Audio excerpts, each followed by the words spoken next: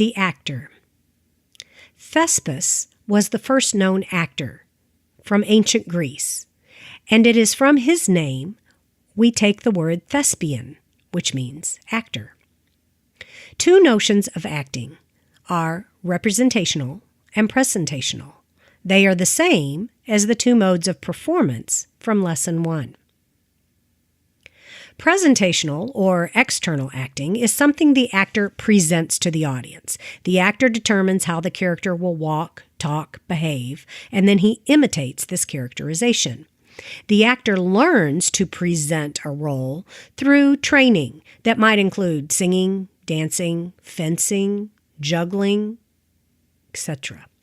Representational acting is acting that emanates from inside the actor, such that the actor feels the role from the inside out, feeling the emotion of the character. They are said to live the life of the character, and in the United States, this internal notion of acting is often called method acting. In Lesson 1, we were talking about the modes of performance in theater, the presentational mode, which is like stand-up comedy, and the representational mode. And we discussed the fact that theatrical performance is always both presentational and representational, in that we as an audience are always aware that we are watching actors perform characters. Just so, the best acting synthesizes both presentational and representational modes of acting. All acting is both internal and external, from the head and from the heart. Konstantin Stanislavski was the director of the Moscow Arts Theater in the 1800s. He was the first theater artist to advance the concept of representational acting. He said, "You must live the life of the character on stage." Stanislavski was deeply obsessed with actors' emotion. He initially invented an acting technique that he called emotional memory or emotional recall, in which the actor would mentally substitute past personal emotional experiences to reach the emotional level dramatically required on stage. For instance, if the character in the role you are playing is supposed to cry real tears on stage, you would think about something from your own personal life to induce those tears, maybe the death of a pet or the end of a romantic relationship, and then use that emotional recall to cry on stage.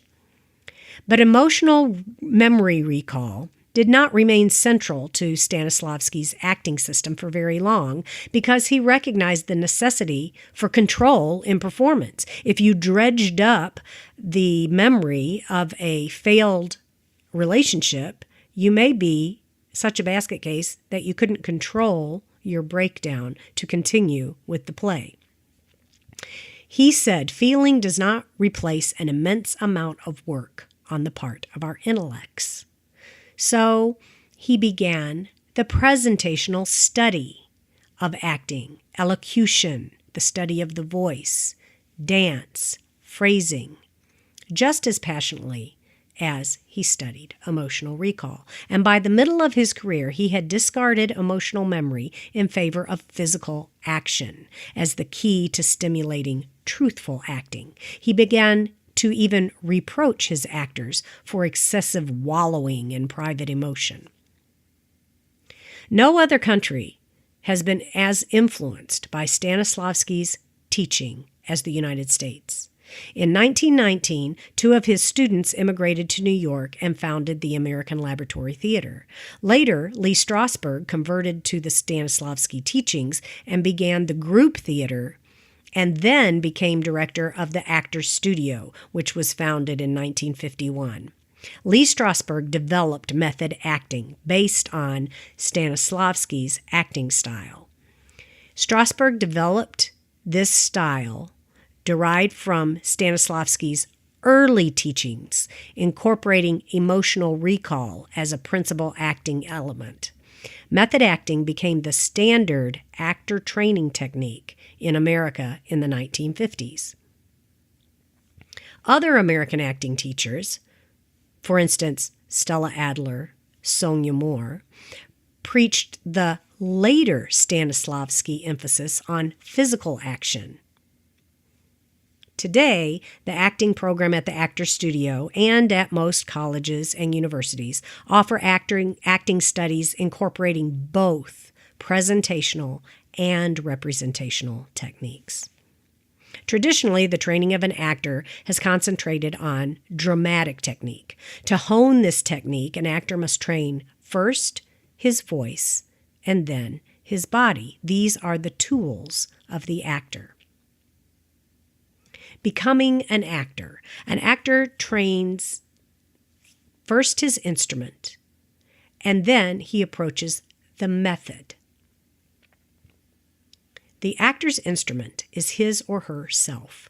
The training of this instrument is both psychological and physiological. Physiologically, the actor must train his voice, his speech, and his movement. Psychologically, the actor must develop and liberate his imagination, and then he must discipline himself in his art. The potential of the acting voice as an instrument of great theater is immense.